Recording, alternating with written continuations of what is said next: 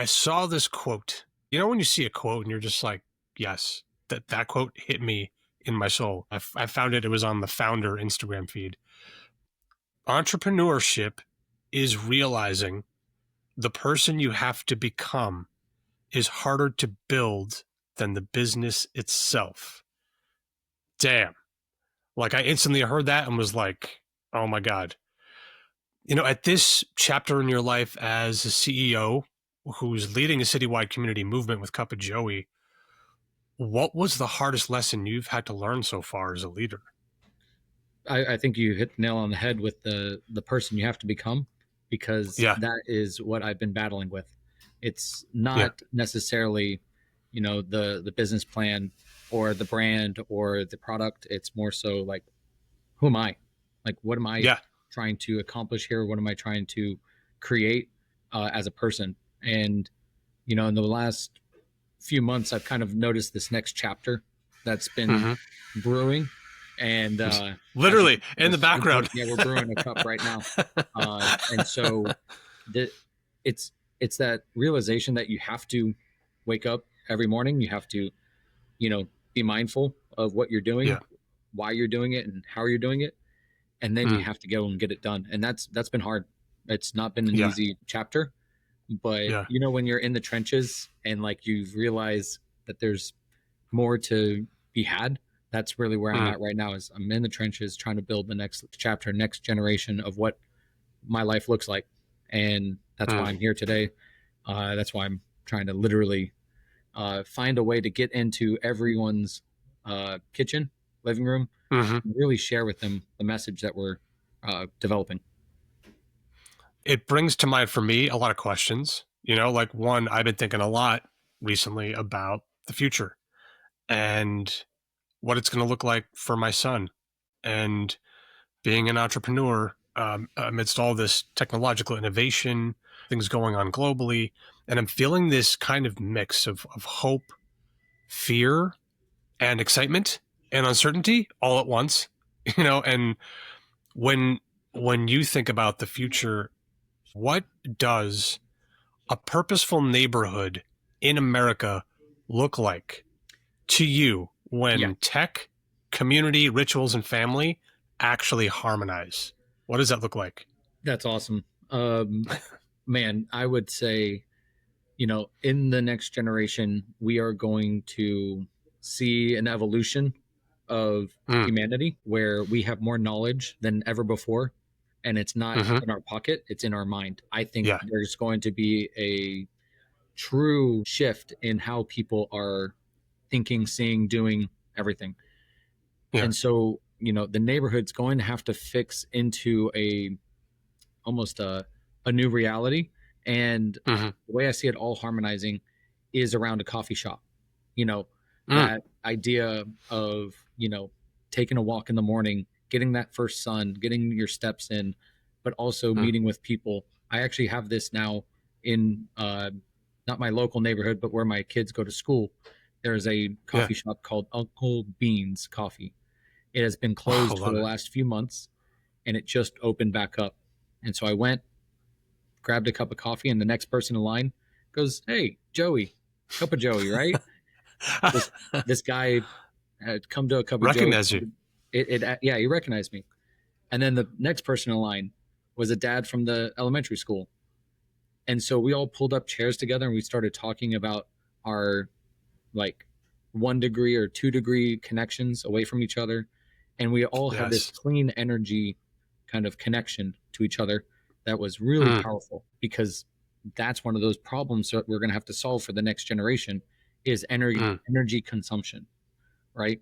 Mm. So imagine a neighborhood with all the Mm. technological advances that you wish and want, but it has that human connection, which it could be a community center, it could be a park, it could be a Mhm. YMCA, it could be a coffee shop, but there has to be an intentional space for community.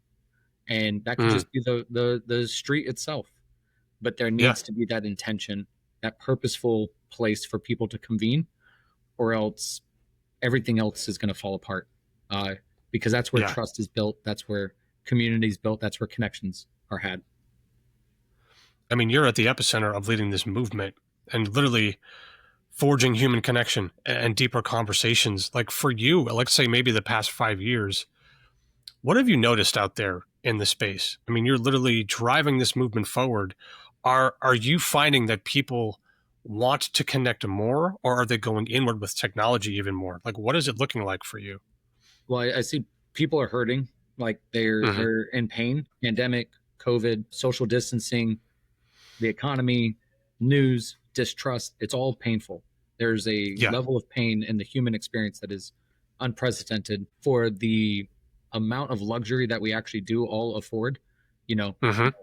luckily, uh, the highest level of, you know, wealth in the history of the world, Yeah. but yet Yeah. mentally and internally we're not okay, and that's a problem. That's a challenge that needs to be like identified and fixed.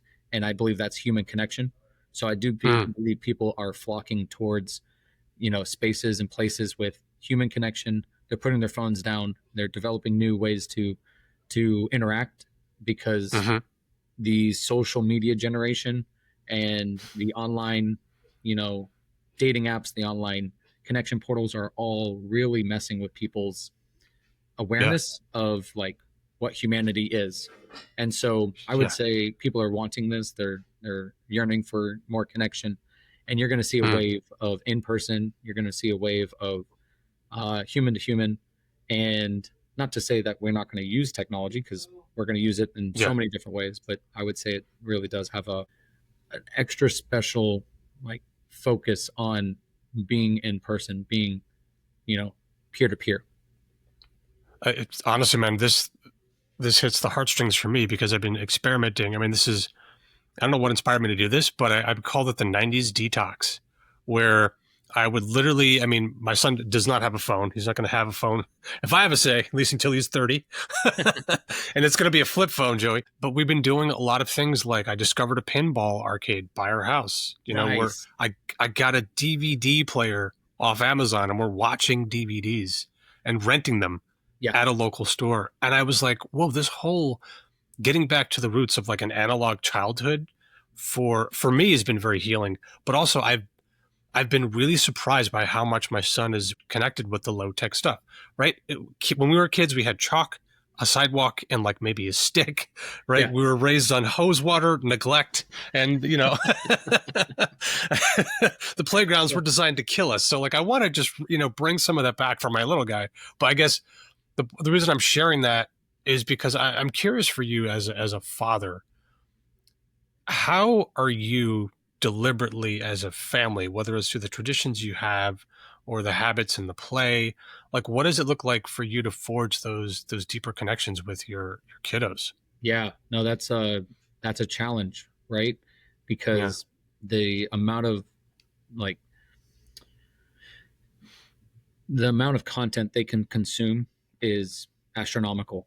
Um, Hmm. and so I'll give you a perfect example. This is a very hot topic for uh, like kids, especially girls. And I have a 6-year-old daughter in kindergarten. So Mm. she's in a brand new world, new people. She's getting exposed to new ideas, new ways of life. And there is a show out there called K-pop Demon Hunters. I've heard about this. Yes, great music, supposedly very Hmm. gruesome, but Mm. it's layered in with K-pop and in a girl band. And my daughter Hmm. wanted to watch it, and I said, "Well, do you know what that is? Do you understand?" She's like, "Oh, all my friends are watching it." And I go, "All right, this is a good example of what you're going to run into for the rest of your life, just because my Yeah. friends were doing it, kind of thing." And I Hmm. literally had a festival outside of our door, and it was the Korean festival. And I go, Wow. "All right, you want to watch K-pop Demon Hunters? Have you ever tried Korean food? Do you know what the Korean culture is like?" Oh, And so we yes. went to the Korean festival on Saturday and spent probably 6 hours, and they went crafting. She learned about the Korean flag. She learned about the flowers that are symbolic for Korea. She learned about the Wow. language, and we immersed her in the culture of the Korean festival. And luckily, that was right outside our doorstep in Houston, How Texas, cool is that? in downtown Houston. And she had to try Korean food. She didn't like it, And I was like, at least you tried. So I gave her the Give it a opportunity. shot. Yeah, I gave her the opportunity to understand what the culture was and how to get involved and be a part of it. And, you know, and then we sampled the show with her Yep. as a Okay. family. And I go, do you see why we may not want to watch this? She goes, yeah, that's a little scary and doesn't seem like something we should, watch. Hey, can we go back to the Korean festival tomorrow? Is what she said. Wow. And I go, so that's leadership. That is, so what you just That asked is. as a dad, I'm doing the same thing for my son. He's 8. Um, Mm, he has to build things. He has to work with his mm, hands. He's into origami. He's into Legos. He's into, uh, just crafting in general. He's now into drawing. And we use mm. technology for this. YouTube has been a great tool for us to learn, Yeah. but then we apply it in real life. And so I think that's the theme here. The lesson to be learned is use the tools, use AI, use YouTube, use the internet, but then get real with it and and Yeah. and apply it to your life in real life. And that's what I think the theme is for their generation, because their world's going to be totally Man. different. So It is. And thank you for sharing that, man. I love, by the way, the hands on experience, yeah, the visceral, I think the tangible thing for kids and adults too, like being able to go somewhere and connect with others, physically touch something, smell foods, get immersed in a culture. And I think it's so beautiful how you were able to share that lesson, teach them something about like, know what you're going to watch first, but then experience the culture that's driving it. You can't go wrong because at the end of the day, at the very least, you understand, you have a deeper understanding of what it is you're consuming. yes, And when you actually look at the view of the future, who you are as a leader within your business, and then also as a parent, you're kind of at this threshold of scale. I think during our pre-interview chat we talked about this. So this inspired a technical question for me to ask you. So if time, runway, and profit constraints vanished for 90 days, what single bold experiment would you launch to prove Cup of Joey can create fulfilling futures at scale? And what leading indicators, not vanity metrics, would you use to tell that it's working?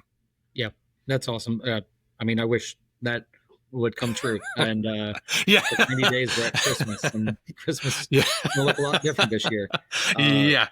but exactly what you just mentioned before, that like something to taste, something to touch, to feel, to smell, like that human, Mm, those 5 senses, is what my goal would be, is to get the Cup of Joey product in the hands of people, which is, the best thing, the most tantalizing experience as a human is the smell of coffee, and the smell of, or the taste and the heat and the experience, and then the caffeine. mm, And if I had no constraints, which is, hopefully soon, it mm, would be for everybody to experience the process of mm, grinding your own beans and making your perfect cup of coffee, brewing, waiting for it to steep. That whole mm, process is at scale what I want Cup of Joey to be. I want it to be people who are mindfully creating, not just mm. consuming. A K cup, I mean, granted, love you Nestle's and what you've done for coffee, but it's destroyed the the process, Yeah. and it's instant gratification. And there's Yeah. so many lessons to be learned throughout this process of brewing a good cup. And then, Mm. like, what I've noticed a lot is people only have travel mugs because they're just Yes. constantly going. Now, Mm, what if you actually consumed coffee at home with a loved one and you talked about your day, or mm. you consumed coffee by yourself and you actually realized when the caffeine hit and you're like, whoa, I feel different. Where do I feel Yep. different? In my head, in my fingertips, in my toes. These are Yes. the signals that people need to be a little bit more in tune with. And that is the Cup of Joey at scale, right? You're writing down your thoughts. You're Mm, contemplating what your next move is, what your next chapter is. Mm, and you now have a coffee that also connects you to other people. So it's almost mm, gamified to where the next connection, you asked about metrics. That's the one yeah. metric I don't think anybody has mastered is how many connections happen on a day-to-day basis. When did you meet your wife? When did, that moment happen? That's a Yep. powerful day. And you can realize that that day could happen today for another relationship that is a Mm, business partner, a customer, a friend. And like that's when people start to live every single day. They see that a connection is possible that can change their life. I actually don't remember the day. I had to go back and find this exact day, but October 17th, 2007, I went to a bar in Jacksonville, Florida and met my wife. It wasn't planned on wow, me. you tracked it down to the day. I used Oh, man. technology to do this, right? I I knew around it was October, realized it was 2007. Uh, I knew it was a Wednesday night, but Oh, the man. I matched up using AI all the different elements in my life at that time, playing soccer in college. We had a game that night against our in town rival. And so Wow.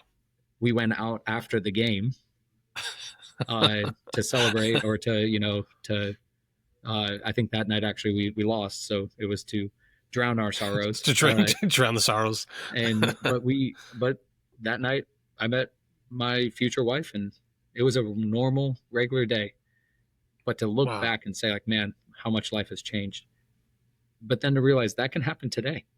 You can go out Mm. today after this interview and meet someone, not saying romantic relationship, but it could change your life somehow, some way. Oh, And man. that's the opportunity that Cup of Joey is trying to create is like that there's a spark, there's an opportunity, there's a possibility every single day to change your life for the better. And that's what Mm. the coffee should mean.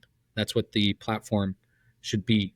And now imagine if you did that Wow. every day and you had 365 connections every year, you would have an army and we would have a community and a civilization of really, really awesome people. And Mm. I think we'd be a better world. Joey, this is so, first of all, that's one of the most brilliant uses of modern AI technology to like go back and trace the steps. Because how It often do we gets think about that, it right? gets better. It gets better. I'm Yeah. gonna just digress here. Yeah. So I have 127,000 photos in my phone. Okay. Yes. And I've taken pictures of trips and just day to day life and just moments that I want to Okay. capture. And then there's a journaling app called Day One that documents by day all the photos.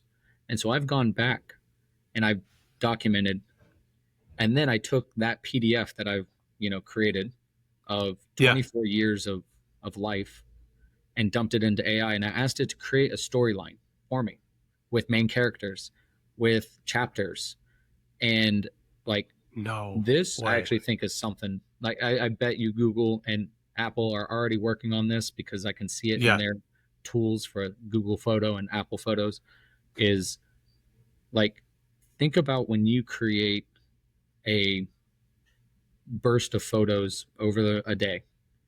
Yep. July 3rd, 2013, my wife and I went to New York City. We went to the top of the rock, we went to the World Trade Center, and we went to Statue of Liberty. Mm. I think through AI, we'll be able to immerse ourselves in these days and do a form of time travel that Yes. it stitches together the videos, other news, other reports, television shows, everything's documented.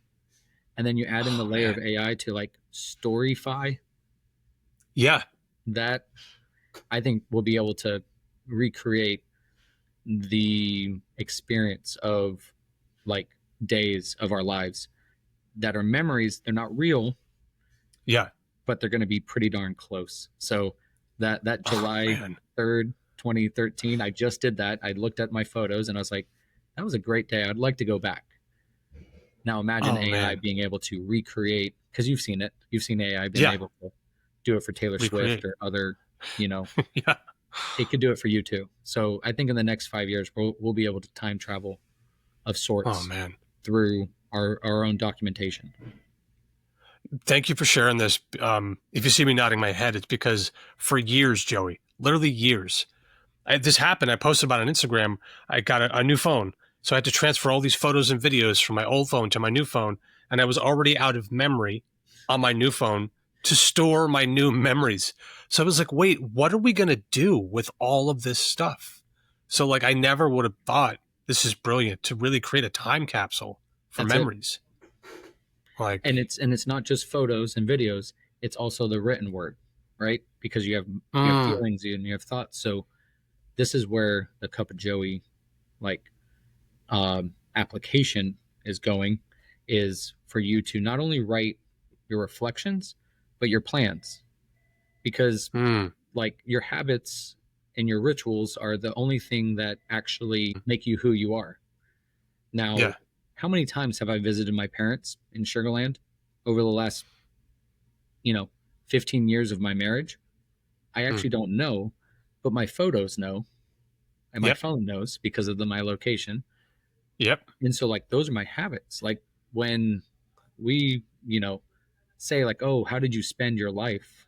Like, did you spend it for good, or did you spend it doing frivolous nothing? Mm-hmm. I think your phone in technology can actually help you, give you that story. So, like, Mm, I love it. Like, this is kind of where my head is at right now. You're talking about being a dad, being a business owner.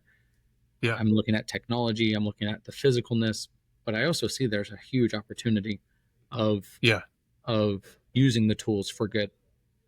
You know what I think a lot of this for me is from everything you're sharing, it's the art and the practice of being present, of and retracing your steps to figure out your history, to share that with your loved ones, but then also raising like your level of awareness to the day-to-day things that probably were never on your radar screen. We just sort of go through moving from one space to the next. And you know what actually came to mind? I was thinking about you the other day, just looking at a LinkedIn post, and I thought about thousands of conversations that Joey must have had over the past few years, the people you've met. And I was thinking a lot about how you have a unique insight into not just culture, but like work culture. What are the things that help people thrive or don't? This is, by the way, one of the most accurate definitions I've heard so far about modern work culture. I don't remember where the quote's from, but here's the rough thing. It was culture is the way your employees feel on Sunday about coming into work on Monday. And I was like, that's it. So when you think about these thousands of conversations that you've ignited with Cup of Joey, what were some of the key insights or stories you've heard from people about purpose, fulfillment, and what a thriving work culture actually looks like? That's a great question. I mean, it's such a dynamic element. I'm a big fan of, like, downtowns. Uh, Yep. and my third grade field trip when I was a kid was to downtown Houston, and my mind just Nice. exploded. I was ignited with, like, so cool to work in an office building. We got to meet lawyers, and we got to meet business people, and the Mm, bodega on the corner kind of thing. Like, we got to see how cities work. mm, And I think the disruption of what work culture was has happened. It is no longer the yeah. same, and we're going to see a fallout in a big way when it comes to now adding on these AI bots and employees, Yep. who don't sleep and don't say no, or have Hmm. work life balance. So, you know, COVID rolling right into AI, we're going to see the degradation of a corporate culture across America, hands down. Yep. And in a city like 100%. Houston, this is going to be painful because most people identify themselves with their job. You know, Yeah. Hi, my name is blank. I work for blank. I am a blank. Yep. That 100%. is a death spiral when Mm, you know that goes away. And yeah. so that's where at Cup of Joey, we don't ask for your name, your title, or your company. We ask solely for your purpose in your life as your name tag. Mm, And you have to write it down. And the amount of people that get stumped at the check in yeah. table, literally are sitting there dumbfounded saying, I've never thought about this. And I Yeah. go, well, this is a check-in table. You can check in with yourself. And then I Oh. guarantee them a connection at Cup of Joey, because the first connection is Mm. with yourself. If you do not know who you are, don't come in and try to talk to other people, because it's not going to go anywhere. Wow. So that's what I've seen. Those are the conversations. The people that go, I'm gonna have to think about this. I go, great. Then you just Yes. did a Cup of Joey, and you don't need to network with anybody else today unless you find something. And that's where people come in and they go, yeah, I've got it. And then they Mm. come back after an hour and they're like, that was the best hour of my life. I go, it's because it was yours. It wasn't Yeah. anybody else's. And so imagine this brand being poured into a cup of coffee, into a coffee brand, into a connection platform, into corporate America, where people meet each other based on purpose, not on their titles. The Mm. CEO to the janitor, it's actually really fun to watch both of them write their purpose because of Yeah. the same thing. I had a Oh man. janitor write my family, and the CEO right next to you, like at the check-in, my family. So Oh there, man. there is no That's difference. so powerful. It is. I'm I can't you know I can't trademark people Yeah. to write down purpose in life, Yeah. but I can build a brand that represents that, and that's the why in Cup of Joey. The difference between a Cup of Joe and a Cup of Joey is the The why you why. do things, the purpose in life. Joe, you know what I was thinking about as you described these moments, these micro connections, the fact that people get to the check-in table and may not have ever asked themselves that question provides such a beautiful moment for them to literally check in. And the one question that comes to mind afterwards is, what does that journey look like? Like, is there a story? I'm sure you've got dozens where someone had this moment and instantly had this realization and then took it further into a connection. And then, is there a journey for you when you think about the peak expression of the impact of Cup of Joey? Is there something that comes to mind right now? Yeah. So I mean that's actually the metric that I can't capture right now, that I wish I Yeah. could on a Yeah. at scale, is how Yeah. many connections are happening. I can show you RSVPs, I can show you attendees, Yeah. right? I can't show you how many connections are being made, and I can't show you outcomes. I just know those anecdotal moments. And like my Yeah. favorite one has to be like a college kid who is going to University of Houston or Rice University or Houston Christian, and they walk in and they don't know their purpose. They know their major, they know they want a Yeah. job, but they have no clue why they're doing what they're doing. And then Mm. they contemplate, they step back, and they go, huh, I do like building. I do like, creating things. I do want to invent like a new way of how people interact with buildings. Mm. You're an engineer, you're a civil engineer. You care about the people inside the buildings almost as much or more than the buildings themselves. Wow, Mm. that's a really powerful thing to know walking into an interview. That will set you apart.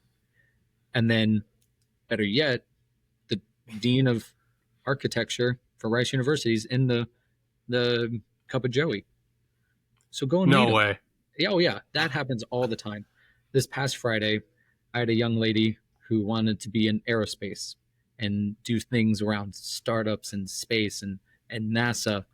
And I go, why? She's like, because I think, striving for something beyond our earth is worthwhile. I was like, well, that's deep Whoa.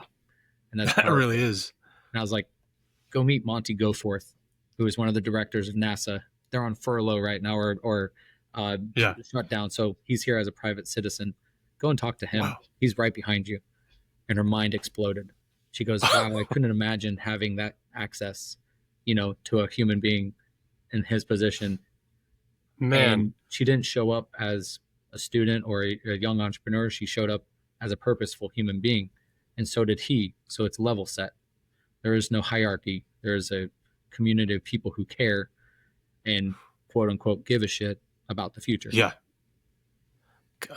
Engineering those moments has got Yes. to be the most, literally the most pivotal moment, especially for a young kid out of school or maybe a career transitioner. Like, I think when you're at those intersections, you need people and you need conversations to get you through. I've been thinking about this next question a lot, and how it's changed for me over the years.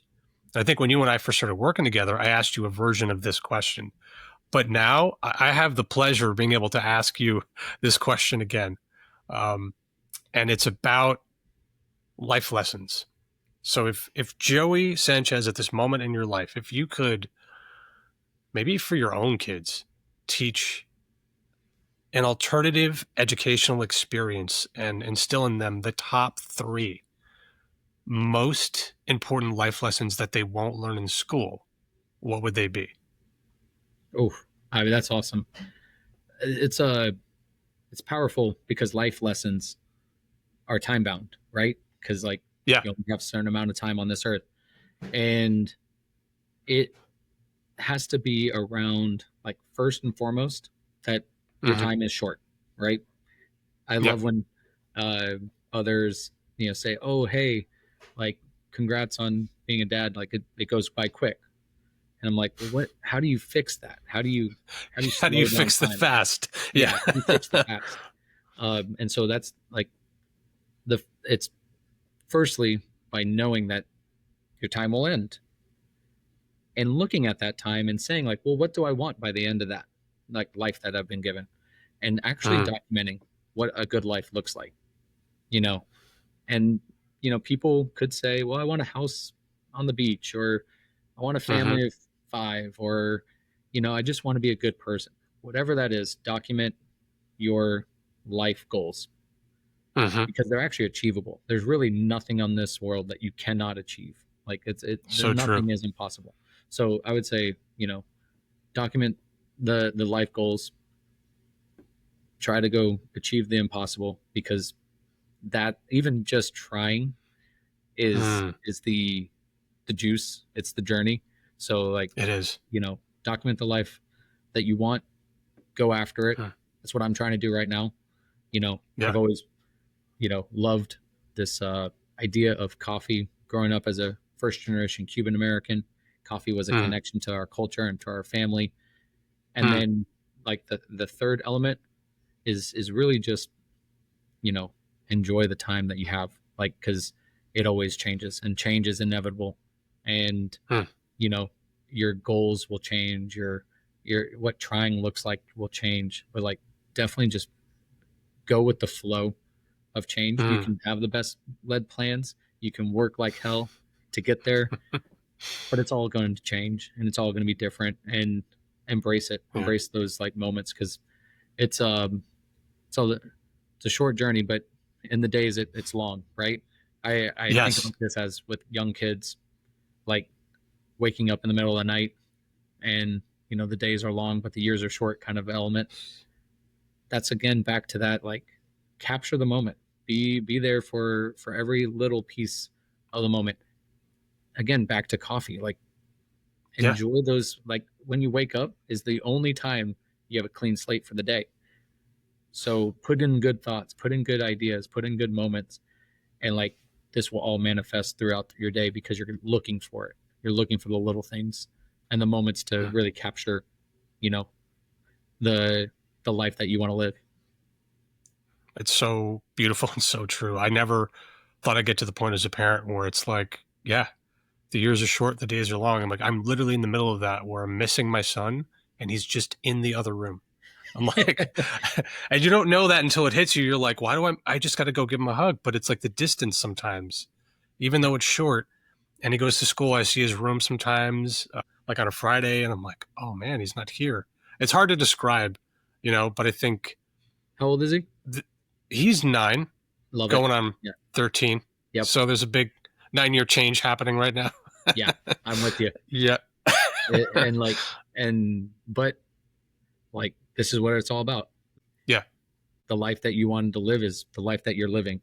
And so I Yeah. think, like, I have this coach who was an accidental coach. He's a neighbor, and Yeah. he just like straight up just instilled this idea, this mentality of like, go and live what you want to live. He's like, the system is wrong. Yeah. Uh, You can Yeah. you can create your own, you know, life, and you don't have to consume what the culture has created for you. And so, yeah, Mm. I mean, and that's what we're going to instill in our kids, and that's what we're going to like, because they're going to have a totally different set of challenges ahead that we already are creating for our own civilization. Yeah. So, game on. I think the big takeaway for me, at least for the past 5 years, has been maybe that's what I do with my business is leverage the network and the resources and the knowledge to do something to create some kind of opportunity for my son to thrive, to learn, to grow, to connect, to network.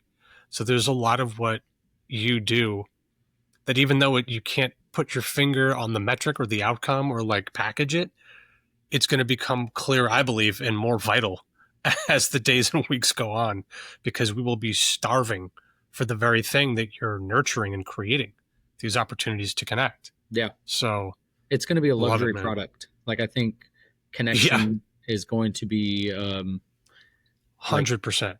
the luxury of tomorrow. Is it, like I see camping, right? What are some of your my Yeah, favorite like memories of a childhood was camping, right? yeah. Why would anybody like choose to sleep, in a tent or outside, or like forego the luxuries of like modern living? It's going to be the Hmm. same way with digital online. Like, you know, one of my goals is to be in person with you, Yeah, because we've only been virtual, but yeah, like that is going to be a luxury to be in person because we're going to be yes. so ingrained in the virtual world. And I think Hmm. like that's something you're already passing on to your next generation, to your kids, is the leadership Hmm. to have these conversations, to make these connections, to do what you're Hmm. doing. Um, you're leading just by doing. So, I mean, Ugh. that's kind of the beauty of businesses and parenthood is it is what you create to be, and like it is what you do. And that's where I like Yeah. the rituals and the habits, because like I can say that I'm an athlete, but I don't Hmm. do athletic things anymore. uh, Not so my rituals and habits are not like the at same. par with being an athlete. But being a family man and being there for my parents and for my kids, I can show Hmm. you day in day out that hard work that I've been putting in to say like, no, I've Hmm. been there. And Yeah. like when our kids go to uh therapy or complain about their childhood, I'm going to be like, you can complain you Yeah. want, but I was there. So uh I was present. I was engaged. I was connecting.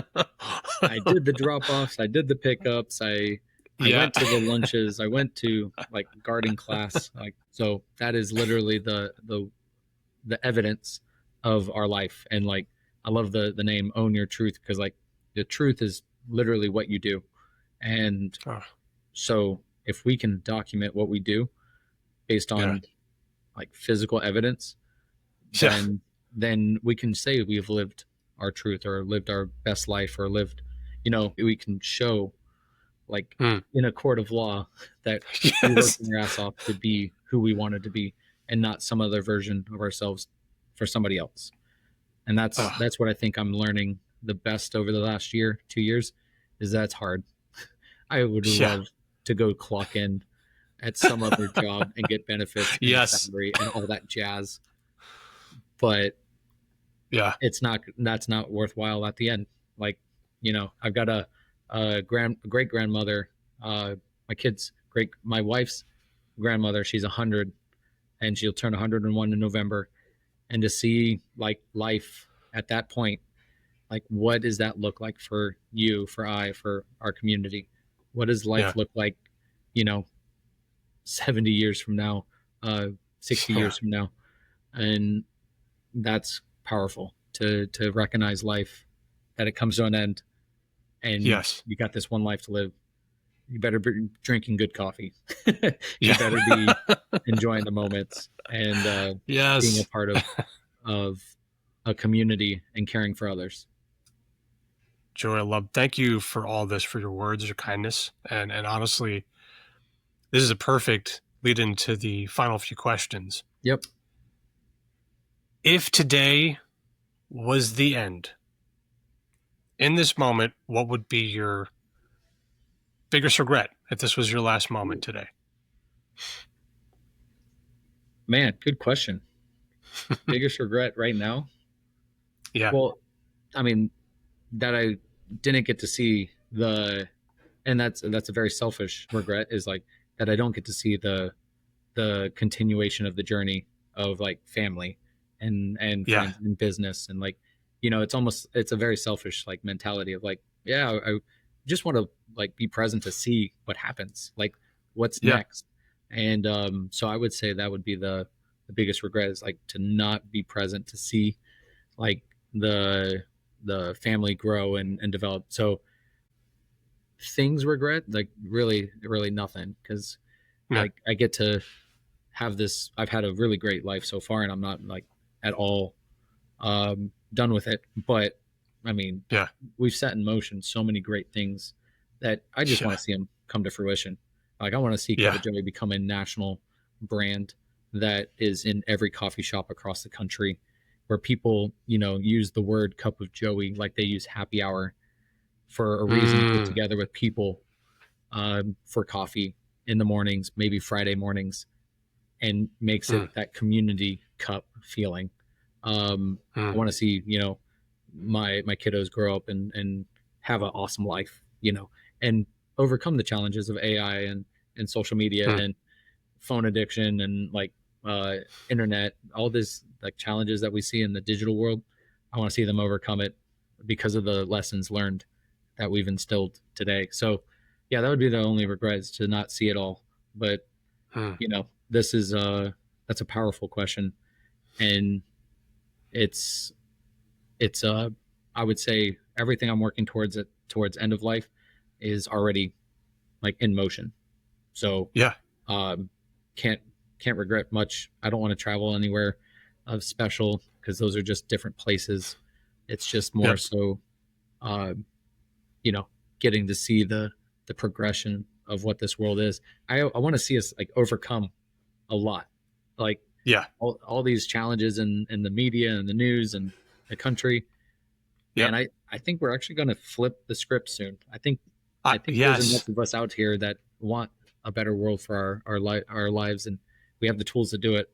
So Yes. I think there is a beautiful next chapter in America, in our communities.